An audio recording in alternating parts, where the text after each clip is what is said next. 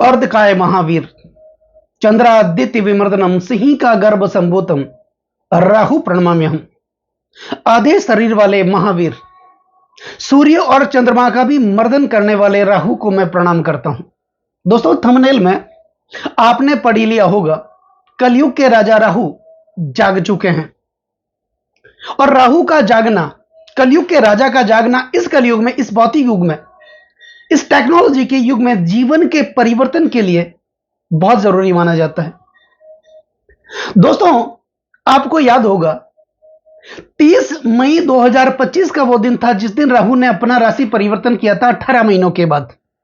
क्योंकि राहु एक राशि में 18 महीने तक विराजमान रहते हैं। वो देवगुरु बृहस्पति की मीन राशि से निकल करके शनिदेव की कुंभ राशि में विराजमान हुए और 18 महीने तक लगभग कुंभ राशि में ही विराजमान रहेंगे। कुंभ राशि शनिदेव की राशि है। राहु का शनिदेव के साथ मित्रवत संबंध भी है। राहु इस राशि में आने के लिए लालयित रहते हैं, उत्साहित रहते हैं, क्योंकि राहु की यह सबसे प्रिय राशि है। अब आप कहेंगे कि राहु अपनी सबसे प्रिय राशि में विराजमान हो गए, लेकिन उनका उचित फल हमें देखने को नहीं मिला। मिलता भी कैसे? 30 मई 2025 को जब राहु ने अपना राशि परिवर्तन किया था, वो कुंभ राशि में आए थे, तब राहु की डिग्री थी 30 डिग्री और 30 डिग्री में राहु अपनी वृद्धावस्था में होते हैं। अब एक वृद्ध व्यक्ति से हम जीवन में ज्यादा से ज्यादा क्या अपेक्षा कर सकते हैं? वो बुद्धि बल से तो हमारी मदद कर सकते हैं, ज्ञान बल से हमारी मदद कर सकते हैं, लेकिन शारीरिक बल उनमें इतना नहीं रहता। लेकिन अब 3 सितंबर 2025 से ही राहु जाग चुके हैं, क्योंकि वो 24 डिग्री पर आ गए हैं और 24 डिग्री राहु की यौन अवस्था मानी जाती है, युव अवस्था मानी जाती है। जैसे जैसे इनकी डिग्रियां बदलेगी, इनकी डिग्रियां कम होगी, इनकी अवस्थाएं बदलेगी, वैसे वैसे राहु शक्तिशाली होते जाएंगे, जागृत होते जाएंगे, बलशाली होते जाएंगे। और राहु का बलशाली होना इस कलयुग में बहुत जरूरी है। तो राहु के इस जागृत अवस्था का प्रभाव कन्या राशि वाले जातकों के जीवन पर अगले 16 महीने, 4 महीने 2025 के और 2026 का पूरा साल किस प्रकार देखने को मिलेगा, इस वीडियो के माध्यम से हम जानने वाले हैं और समझने वाले हैं। दोस्तों, राहु एक छलिया ग्रह है। राहु एक रहस्यमय ग्रह है। वो पल भर में क्या कर दे कुछ पता नहीं चलता। वो रंग से राजा भी बना देते हैं और राजा से रंग भी बना देते हैं। और राहु, यकीन मानिए, जब दैने पे उतर जाए छप्पर फाड़ के दे देते हैं। समुद्र मंथन की कथा तो आपने सुनी होगी। समुद्र मंथन की कथा के अनुसार अब दानव तो हजारों थे, लेकिन एक दानव को तीव्र इच्छा हुई अमृत पान करने की, तो उसने देवताओं का रूप धारण करके वो देवताओं की पंक्ति में आकर के बैठ गया। अब गर्दन कटी तो कटी, लेकिन अमृत की कुछ बूंदों का स्वाद उसने चखा। ऐसी प्रबल इच्छा शक्ति, दृढ़ इच्छा शक्ति सिर्फ और सिर्फ इस कलयुग में हमें राहु ही दे सकते हैं। इस भौतिक युग में जहां जहां हमारी नजर जाती है, जिस वस्तु पर हमारी नजर जाती है, जिस पदार्थ पर हमारी नजर जाती है, वो सब राहु के अधिकार क्षेत्र में आ जाती है। यानी हम चाहते हैं अपने जीवन को बनाना, भौतिक सुख सुविधाओं के साधन को प्राप्त करना, जो दूसरों के पास है वो हमारे पास भी आ जाए, ऐसी इच्छा हम रखते हैं। यानी गाड़ी, मोटर, नौकर, चाकर, बंगले, तो फिर ये राहु के बिना संभव नहीं है, क्योंकि ऐसी दृढ़ इच्छा शक्ति, कुछ पाने की ललक, ये सिर्फ और सिर्फ हमें इस कलयुग में, भौतिक युग में राहु ही दे सकते हैं। दोस्तों, राहु, अब कुछ विद्वान राहु को मानते हैं आध्यात्मिक अंधकार, तो केतु को मानते हैं प्रकाश। हालांकि ये दोनों ग्रह चंद्रमा के उत्तरी व दक्षिणी ध्रुव हैं, छाया ग्रह हैं, शैडो प्लैनेट हैं। राहु की छाया धरती पर पड़ती है, इस भूलोक पर पड़ती है, वही केतु की छाया अंतरिक्ष में, आकाश में। राहु धरती में छुपे रहस्यों में रुचि लेते हैं, क्योंकि राहु की रुचि इंद्रियों की तुष्टि में। राहु सुख लोभी हैं, उनको ऐशो आराम पसंद है। और राहु का संबंध प्रेम और विश्वास में नहीं है, क्योंकि वो तो कपटी प्रवृत्ति के ग्रह है ना। प्रपंचपूर्ण कार्य, हवाई किले बनाना, व्यर्थ का परिश्रम, छल कपट, आडंबर, यह सब राहु के अधिकार क्षेत्र में आ जाता है। और इस कलयुग में अगर ये किसी के पास है, अब मैं इसकी प्रशंसा नहीं करता, लेकिन अगर किसी के पास है तो जीवन में तरक्की वही करता है, यह सत्य है, मानना ही पड़ेगा। क्योंकि इस कलयुग में जितना स्वार्थी होगा वो एकांत जीवन जिएगा, अपने हिसाब से चलेगा, वही इस जीवन में तरक्की करता है, क्योंकि उसके ऊपर राहु का एक अलग से प्रभाव आ जाता है। कलयुग चल रहा है, तो कन्या राशि वाले जातकों के लिए राहु 30 मई 2025 को 25 से पहले आपके सप्तम भाव में चल रहे थे। सप्तम भाव पति पत्नी का माना जाता है। अब देखो, सप्तम भाव केंद्र भाव में राहु चल रहे थे, इनकी सप्तम दृष्टि आपके लग्न भाव पर थी, केंद्र भाव में थे, लेकिन बृहस्पति की राशि में, बृहस्पति देवताओं के गुरु हैं, राहु एक दैत्य ग्रह है, अपनी शत्रु राशि में वो आपके सप्तम भाव में चल रहे थे और इनकी सप्तम दृष्टि आपके लग्न भाव पर थी। लग्न भाव आपका अपना भाव, कन्या राशि वाले जातकों के लिए आचरण का भाव, स्वभाव का भाव, शारीरिक कदकाठी का भाव, चरित्र का भाव। तो निश्चित तौर पे 30 मई 2025 से पहले आपके चरित्र में इन 18 महीनों में बहुत सारे उथल पुथल आपने देखे होंगे। भाग्य का साथ ही नहीं मिल रहा था, क्योंकि बृहस्पति की राशि में चल रहे थे, वो बृहस्पति भाग्य के कारक माने जाते हैं, और राहु का वहां बैठना भाग्य में रुकावटें, भाग्य में दिक्कतें ये लगातार पैदा हो रही थी।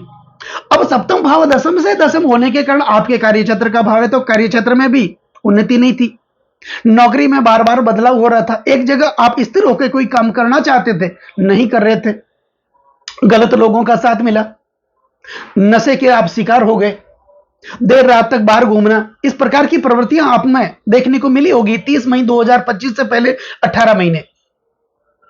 दूसरा, पति पत्नी में अलगाव भी देखा होगा, पारिवारिक समस्याएं बनी हुई थी, कोर्ट कचहरियों के आप चक्कर भी काट रहे थे, आपके पैसे व्यर्थ के खर्चों में खर्च हो रहे थे, हॉस्पिटल के खर्चों में खर्च हो रहे थे, आप पैसे को बचाने की कोशिश कर रहे थे, यानी 5 रुपए का कर्ज आप किसी को देने की कोशिश कर रहे थे तो 10 रुपए का कर्ज आपके ऊपर तैयार था। जिन लोगों के लिए आपने अच्छा किया, सुख दुख में आप भागीदार बने, साथ दिया, और जब आपका समय आया दुख की घड़ी में वही लोग आपका साथ छोड़ करके चले गए। ऐसी जो स्थिति है आपने 18 महीनों में यानी 30 मई 2025 से आपने देखी होगी, जब राहु आपके सप्तम भाव में विराजमान थे, चरित्र का हनन भी हुआ, आपके ऊपर दाब भी लगा, गलत स्त्रियों के चक्कर में भी आप आ गए, गलत संगत में आप आ गए, आप किसी का कह नहीं मानने थे, आप किसी को समझाने का प्रयास करते, लोग समझ नहीं रहे थे, आप अपनी जगह पर तो सही थे, लेकिन लोगों की नजर में आप गलत थे, आपकी योग्यताएं दिनों दिन दब रही थी। अब यहां से राहु की पंचम दृष्टि 1, 2, 3, 4 और 5 आपके एकादश भाव पर जा रही थी। तो एकादश भाव सपनों का होता है, इच्छाओं का होता है। आपके सपने, आपकी इच्छाएं लगातार दब रही थी, आय के जो साधन थे वो विकसित नहीं हो रहे थे, इनकम आपकी रुकी हुई थी, इंक्रीमेंट रुका हुआ था, पदोन्नति रुकी थी, प्रमोशन रुका हुआ था, व्यापार में लगातार हानि हो रही थी, भागीदार के साथ मनमुटाव चल रहा था। ऐसी परिस्थितियां आपने देखी होगी, और सप्तम भाव तो चरित्र का ही माना जाता है। दूसरा, आप में वाणी में कटुता बनी हुई थी, आप कहना कुछ और चाह रहे थे, आपके मुख से निकलता कुछ और था। इसके कारण आसपास के लोगों के साथ आपकी दुश्मनी बन गई, शत्रु आपको परेशान कर रहे थे, आपको नीचे गिराने की कोशिश भी कर रहे थे। लेकिन 30 मई 2025 को राहु ने अपना राशि परिवर्तन किया और वो कुंभ राशि में आए और आपके छठे भाव में आ गए। अब देखो, छठे भाव में राहु की स्थिति अच्छी मानी जाती है, वो बलशाली माने जाते हैं, क्योंकि तीसरे, छठे व 11वें भाव को कहते हैं त्रिषणाय भाव, और त्रिषणाय भाव में पाप ग्रहों का रहना अत्यधिक शुभ माना जाता है। तो यहां पर राहु तो शुभ थे, फिर भी 30 मई 2025 से लेके अब तक फल क्यों नहीं मिला? क्योंकि राहु छठे भाव में थे, लेकिन उनकी डिग्री 30 डिग्री थी, वो वृद्धावस्था में चल रहे थे।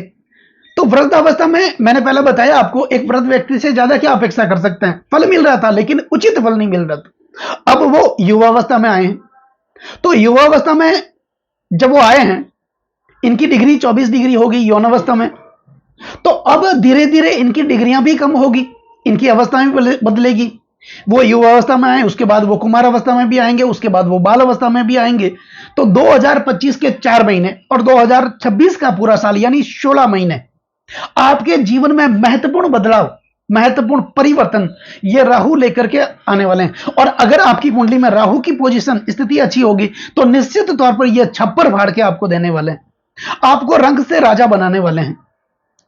क्योंकि राहु आपके छठे भाव में, तो छठा भाव रोग, ऋण और शत्रु का माना जाता है।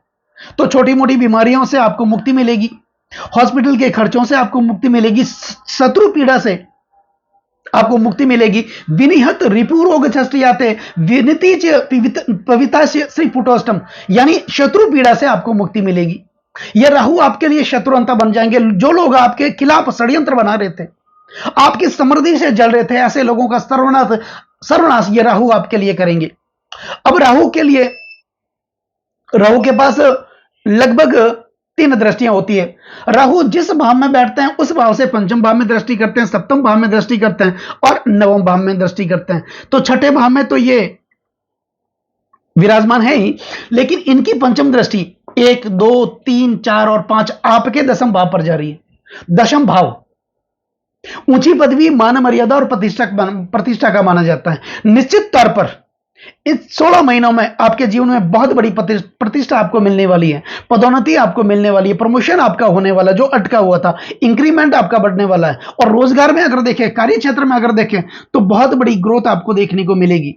आय के नए नए साधन आपके लिए विकसित होंगे, इनकम के नए नए स्रोत आपके लिए विकसित होंगे। तो कुल मिलाकर के आप निश्चित तौर पर आगे बढ़ेंगे। अब जो लोग विदेश जाने के इच्छुक हैं उनके लिए, क्योंकि राहु एकमात्र ऐसे ग्रह जो जब तक के विदेश जाने के मार्गों को खोलता है, तो वीजा में जिनको प्रॉब्लम हो रही थी उनके लिए तो यह स्थिति अच्छी रहेगी। जो लोग आगे बढ़ना चाहते हैं उन्होंने बहुत मेहनत की, उस मेहनत का फल भी यहां पर देखने को मिलेगा। राजनीतिक दृष्टि से भी यह दशम भाव अच्छा माना जाता है, क्योंकि दशम भाव शासन प्रशासन का माना जाता है, पदोन्नति का माना जाता है। तो उनके लिए भी राहु की स्थिति बहुत अच्छी है। दशम भाव में आपके सपने पूरे होंगे, आपकी इच्छाएं पूरी होगी।